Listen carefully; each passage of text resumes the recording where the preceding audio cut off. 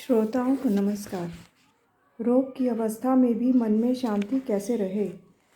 इस कलयुगी दुखमयी सृष्टि में हर एक मनुष्य को कभी ना कभी तो रोग होता ही है। रोग की अवस्था में हर एक सामान्य मनुष्य थोड़ा बहुत दुखी होता है और उस समय उसे शरीर ही का भान रहता है। वह उस समय परमपिता परमात्मा की स्मृति का भी आनंद नहीं लेता। अतः प्रश्न उठता है कि रोग की परिस्थिति में भी मनुष्य योग युक्त कैसे रहे और आत्मिक शांति और ईश्वरीय आनंद में कैसे तल्लीन रहे। अनेक सत्संगियों के अनुभव के आधार पर कहा जा सकता है कि अगर मनुष्य ज्ञान का आधार ले ले तो वह रोग को योग में बदल सकता है। वह ज्ञान की सहायता से स्वस्थ भी हो सकता है। अतः ज्ञानवान मनुष्य को चाहिए कि वह रोग की बजाय योग पर ध्यान दे। मनुष्य को यदि नींद ना आए और आराम अनुभव ना हो तो वह बार बार लोगों को यह शिकायत ना करे कि आज आराम नहीं मिला, बल्कि उसे चाहिए कि वह चिंता करने की जगह राम का चिंतन करे। इससे उसे अवश्य ही आराम मिलेगा। मनुष्य को यह सोचना चाहिए कि रोग तो मेरे तन को है, मेरा मन उधर क्यों जाता है।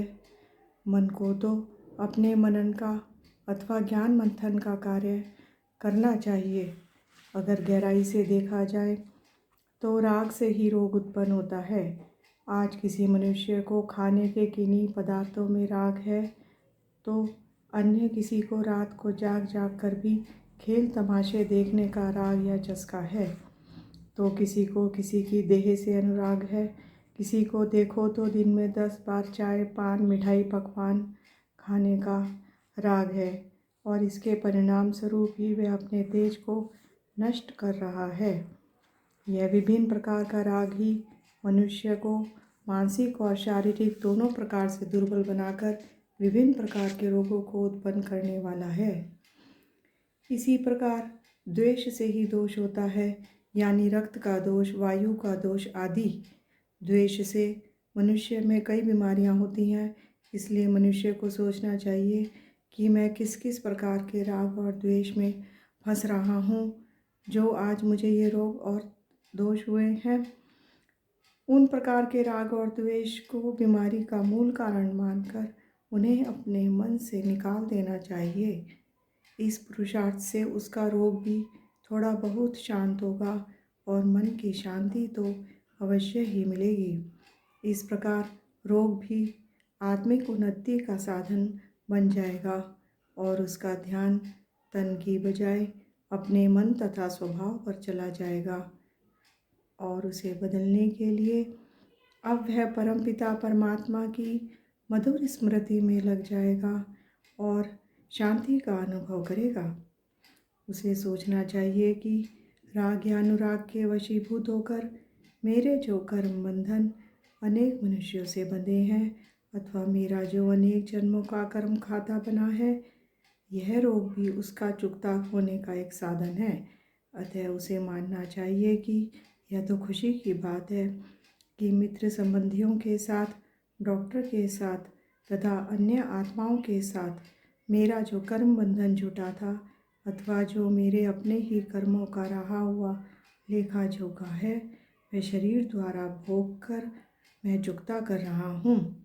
अपने ऋण को चुकाने से तो हर एक मनुष्य को खुशी ही होती है। अतः मैं भी दुखी क्यों हूँ।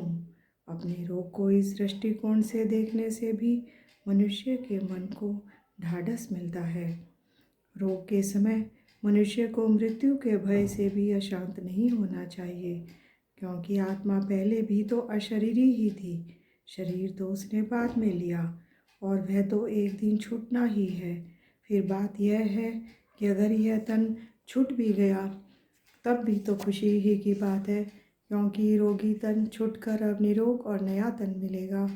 अतः उसे अब और कुछ भी चिंता ना करके स्वयं को प्रभु अर्पण मानना चाहिए। मृत्यु को याद ना करके मृत्युंजय को अर्थात परमात्मा शिव को याद करना चाहिए। उनकी स्मृति में तन छूटने से भी मनुष्य को बहुत उत्कृष्ट अवस्था प्राप्त होगी और आगे के लिए उसकी आध्यात्मिक उन्नति का सुअवसर उसे परमपिता परमात्मा स्वयं अवश्य ही देंगे। धन्यवाद।